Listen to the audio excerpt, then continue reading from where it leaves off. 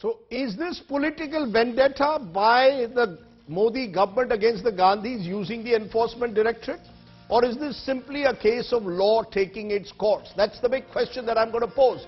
Two stellar guests, Abhishek Manu Singhvi, Congress Member of Parliament, and Syed Zafar Islam, BJP Member of Parliament. Dr. Singhvi has requested that he be questioned first, but I'll get Zafar Bhai to then respond. First to you, Dr. Singhvi, because the big question is, every time any Congress leader, in this instance the Gandhis, are summoned by the ED, the first reaction is political vendetta. However, the charges made are very specific. The charges in this case of the manner in which Young India Limited was set up in 2010, where allegedly Sonia and Rahul Gandhi held a 76% stake, whereas 90 crore loan that had been earlier given to associate journals that owns National Herald was then left to Young India to take over with a 50 lakh investment, takes over this company, Associate Journal, and thereby gets control of 2,000 crores. This is the chronology. Rather than challenge the chronology, you immediately scream political vendetta. Your response?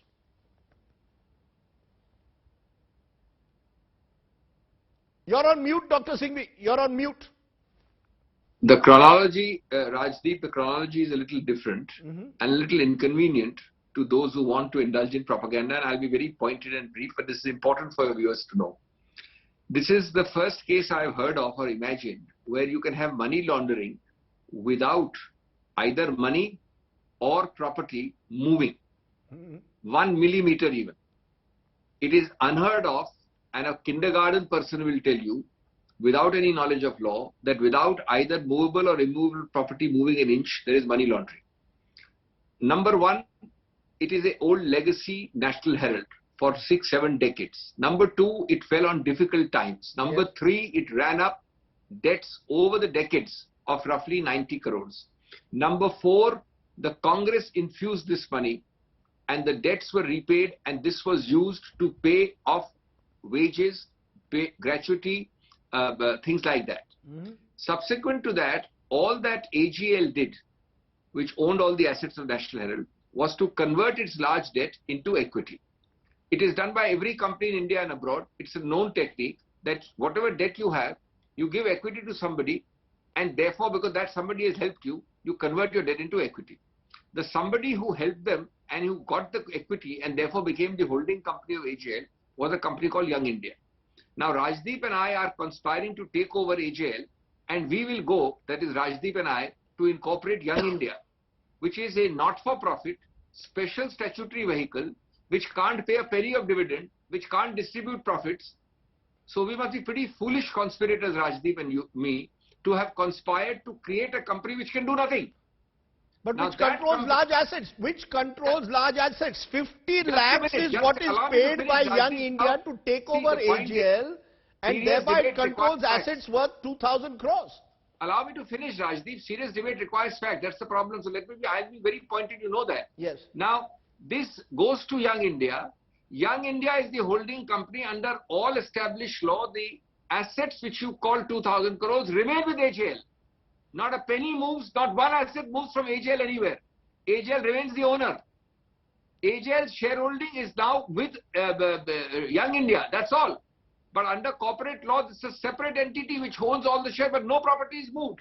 The same shareholders, the same property, the same money. Now, I want to ask you, in a not-for-profit company, even if it has shareholder interest in AGL, how on earth that not-for-profit company not being able to give out dividend, profit or any benefit, can't pay salary or perks to its directors?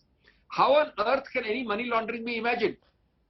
Where is the movement of money, the money trail, the conversion? What is money laundering, Rajdeep? It is the conversion of unaccounted money and its projection and use as accounted money. If there is no movement of money at all, not one penny, and there is no movement of immovable property, how is the money laundering? Number three, this happened in 2014. I appeared in the case. That case is going on, the main predicate case. In 2015, the file of the parallel case of ED attempted to be started was closed. Subsequently, the ED officer was sacked. The new officer was made to reopen the file in 2015. In 2015 to 22, nothing happened. In 22 now, summons are issued. There are only summons at Section 50 to both the Congress President and the former Congress President. But obviously, it is but obvious that have you ever heard of any BJP factotum or institution getting notices on such facts? Have you heard of any entity associated with the BJP, a friendly entity, being pursued by any agency on these facts? It is obviously because you want to divert attention from humongous inflation, 14% and 8% respectively. You want to divert attention from unemployment of humongous proportions. And you want to do these things in a context where money laundering, we are only concerned with this notice now. We're not talking, if I have violated, if National Herald has violated some lease, please take over the property which you have initiated. If National Herald has violated the Companies Act, please take action under the ROC. Where on earth does a money laundering summons come? Only to humiliate, to create sensation, to create let me end by 1 second more, 5 seconds more. Every opposing political entity to the BJP, and every journalist can put his hand on his heart and you'll find the answer. From Kashmir to Kanyakumari, from Gujarat to West Bengal, which is opposed to the BJP, is having similar episodes. But nobody in the BJP will ever have it. No, you're making a very serious charge, which I would, with due respect, ask you to 1 minute listen to the BJP representative, because you have made a very serious charge today. No, you must. No. You must, Dr. Singhvi. Do listen. In the interest, I give equal time. You must listen to it. Rajdeep, you are known not to change the rules of the game after you start the game. No, I don't change the rules, but I do believe that you have made a very serious charge. Let him respond, and then I will give you one final intervention. I respect the views. I am happy to be questioned by you. I respect the views of my friend. He's entitled to his views. No, because you have made the charge. Otherwise, allow me to bid you goodbye. Okay. Can I just respond, please? Yeah, let him respond, and then I would like you to give one response, Dr. Singhvi. I know you're saying I'm changing the goalposts. No, you must listen to this one. Zafar Islam, the charge which Dr. Singhvi today has made is a charge many are making in the opposition. I'm just that the Enforcement Directorate is being used to single out the opposition, in this case the Gandhis. It is absolutely baseless. These kind of allegations have always been made by people who have committed crime. If somebody has been asked to appear and is being questioned, what is the problem? If there are certain information the agencies have and they are independently pursuing, it's not being, they have been asked to pursue, if they are independently pursuing, whether it's after 7 years or after 5 years, they have certain information, they have certain leads, and they are pursuing a particular case. All they need because Zafar Islam, when I look, Zafar Islam, are we saying, they should not be overly concerned about all the crooks are in the opposition and all the saints are in government? Is that what we are saying, that the Enforcement Directorate only seems to find cases in opposition? Give me one case. Are we saying every BJP leader has not engaged in any crookedry? No. Allow me to respond. You have posed a question. Allow me to respond. I respect Mr. Singhvi as a very senior lawyer and a very respectable lawyer and senior politician as well. Let me respond to the question, I think, for the benefit of Mr. Singhvi as well. See, the rule of the game has changed. Does people talk about corruption these days? No, there is no corruption in the government. All the frauds and corruption has taken place prior to 2014 because we are extremely concerned and particular about not having 40% commission in Karnataka. In our government. Mr. Dr. Islam, secondly, contractors in Karnataka have said they have to pay 40% commission to a BJP government. Has any ED gone to Karnataka? Has the ED ever gone to Karnataka? See, there are instances where BJP politicians have also been questioned by ED. How can you say that they have never been questioned? Give me one instance. Mukul Roy, when he joined BJP, still he was being pursued. So it is very unfair to make this kind of a statement. But let me ask you, if whatever Mr. Singhvi has stated just now, I heard it, if they feel that there is no case here, the kind of case which is being pursued by the agency, which is the independent agency, then they should just appear and narrate the truth, whatever the truth they have, or what he is trying to state here. Let me take that to Dr. Singhvi. Let me take that to Dr. Singhvi. Can I ask you? Yes. Can I ask you one question? Yes. AGL shareholding. How much stake Mr. Rahul Gandhi had, did he declare his ITR in 2011? And why did he hide? That is the question which the AD is intent to ask him. And is this something which is something which he should reply, that there are certain information which he was hiding and which he was trying to hide, and something which if he has those details, he must comply with the requirement of the ED and agencies. Okay, let Dr. Singhvi, let's be clear that while you keep insisting that there is no case to be made, the IT has sent notices. The trial court has taken cognizance of the IT department probe itself. Now the ED is backing it, they claim, with a money laundering probe, which eventually will go before the court. My point is, all these points that you are making today to me in the studio, presumably you will make before the ED and the court. Are you saying that over these 8-10 years, all of this is being created only as a distraction, only to distract from inflation? Surely the government doesn't need to do this to distract from inflation and from the other problems of the economy. Look, Rajdeep, I made several points, none of which I am going to repeat. Yes. I don't think any of my points have been answered, even though I was not supposed to be here for a rejoinder. I stayed on because you said not a single point which is factual, pointed, political and legal has been answered. Number three, of course, Mukul Roy was a very delicious example. In a matter of fact, the facts show that Mukul Roy's entire harassment problem ceased the moment he went through the whitewashing machine, which is known as the BJP. That's a well-known fact. Number four, you must know that 8 hours before now, I said at a press conference that even if Mrs. Sonia Gandhi is stopped forcefully, she will still go to the ED on 8th. So where is the question of running away? Where is the question of not going and telling all these things as it is? That does not mean that I cannot speak to civil society through you, the media, and tell them what a motivated, biased and malefic government is. Of course she is going. Can I ask you one final direct question, Dr. Singhvi? One criticism is, why didn't Associate Journals Limited sell off the assets to pay off the loans? They've kept the assets. They acquired these assets for just 50 lakhs. One figure is that these assets are actually worth 2,000 crores. Why didn't they sell it off and just pay off the loan? Sir, I am assuming that these assets are 10,000 crores. Forget 2,000. 10,000 crores or 2,000 crores or 2 crores. These assets have been for 70 years and as we speak today continue to be owned by AJL, which is an independent separate company. All that has happened is that its debt, large debt, has been converted to equity, making Young India a shareholder. Now, even in a normal commercial situation, it is permitted 100%, but here it is a joke.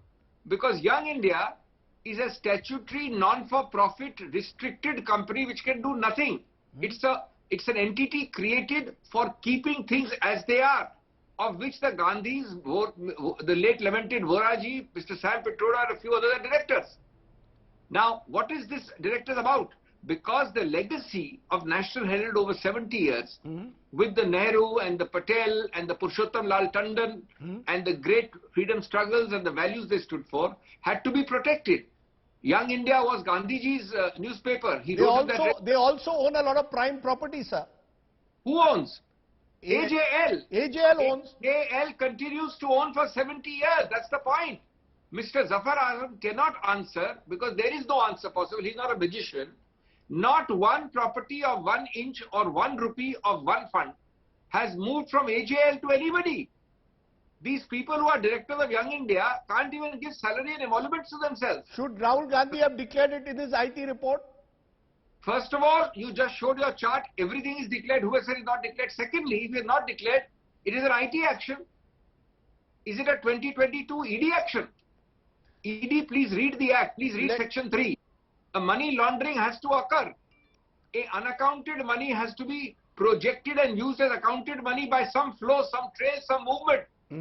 Let me therefore... You can't bring the IT. At the end of it, Khoda Pahar Nikla Chua, you are talking of IT now. Can I just... Okay, that's the point with Zafar Islam. Khoda Pahad Nikla Chua. There's a feeling that the process is the punishment in India. Keep the case boiling. These are cases which are Subramaniam Swamy originally filed the petition in 2013. When 2022, the case was within the IT's domain. Abhishek Manu Singhvi is making the point, where does the ED come into this case? Where does money laundering come into this case? And some congressmen are saying that this is the last thing which involves money laundering. You can question on IT, but where's the money laundering here? There is already a proceeding going on in IT for many years. See, Rajdeep. Yes. See, as far as agency is concerned, it's an independent agency. They have certain leads, certain information. They have asked them to appear. Let them go through this process. Whatever information they have, probably I don't have those information, and I may not be able to speak about what information they are holding. Sir, you didn't answer my question though. Why is the information only of opposition leaders? Let me just Sir, you have not answered whether it is Shiv Sena in Maharashtra, whether it is Satyendra Jain in Delhi, whether it is now the Gandhis, whether let me just complete. ED seems to only find opposition cases. Are we saying, I ask you, that the Karnataka government accused of 40% commission by contractors, no ED is required in Karnataka, no ED is required in any other BJP ruled state? Rajdeep, you are unnecessarily making allegation that our government is a vindictive government. I am asking you one instance. Give me one instance of an ED inquiry into a BJP leader. It is agency which is doing its job. See, it is it is agency which is discharging its responsibility. Aren't there its job to pursue such cases where they feel there is a corruption, there is a crime committed by somebody? It is their job. They are simply discharging their responsibilities. There is absolutely no interference by the government. Having said that, the allegation which has been made by Mr. Singhvi as well as many other Congress leaders and opposition leaders that we are pursuing vindictively such cases, it is absolutely baseless. Agency is pursuing case based on the evidence they have. We do not have, and it is for them to prove that they are innocent. Court of law is... sir, but don't you think such cases, sir, my final point to you, don't you think these cases should be pursued with an element of swiftness? Before the 2014 election, you promised that you would put Robert Vadra in jail. We haven't seen that happen. Now you've said that you will get the Gandhis. Subramaniam Swamy 2013 files it, 2015 IT, then no, 1 minute, sir. 2015 they appear on IT, now 2022 you come up with ED. My point is, then the process becomes the punishment. Keep the case lingering on. Resolve it. If they have evidence, convict them, put them in jail. I'm saying put the Gandhis in jail, sir. Rajdeep, Mr. Singhvi is a very learned lawyer. Ask him whether the government can pronounce judgment or it is the court. Court has to pronounce the judgment. Okay. So why you are asking us? We can only pursue, the independent agencies can pursue cases, and it has to be proven in the court of law. Okay. Therefore, I will ask. That's a good point. That's a good point. That's a good point. I want to take. Sir, you make a good point. Let's take that to Dr. Singhvi. Prove their innocence in the court of law, not in front of the government. We are not pronouncing any judgment. Dr. Singhvi, the government says we have nothing to do with this. If you are so innocent, have faith in the judiciary. They will ensure that you are let off. Why is the Congress time and again creating in a way this belief that this government is vindictive? There is a saying in English, Rajdeep, that you can't live life on fictions. It's the biggest fiction that you have this massive mammoth army of agencies like ED, IT, SFIO, CBI. You unleash them, harass every opposition leader, and then you sit back and say, what's the problem? If these are false cases, the courts will protect you. And in the previous sentence, the same Rajdeep Sardesai says the process is the punishment. It's so easy for Rajdeep Sardesai to go to court and get himself acquitted. It's so easy to get bail. It's so easy to solve the problem by approaching the court. What does it matter? I only have agencies. They may do wrong. They may be harassing. But the courts are there. Sir, we know your sentence is the most important, Rajdeep. Process is the punishment. You know the conviction rate is 0.00 something. 99% of these people will come away. But that process is the punishment. Okay. The idea of all this is to keep this Damocles sword, to create tension, to go after you, and then say, oh, what does it matter? Let the court solve it. I mean, this is the most, it's the ostrich in the sand kind of a most academic ivory tower argument I've ever heard. Let's leave it there, Dr. Singhvi. I'm glad that you picked up a sentence of mine when one of the country's top lawyers picks up the sentence of a humble journalist, process is the punishment. I know that I said I wouldn't do a face-off, but this was an important subject that needed both sides to be heard. Hence, I have violated the rules for once. Dr. Singhvi, Syed Zafar Islam, thank you both very much for joining me on my top focus today.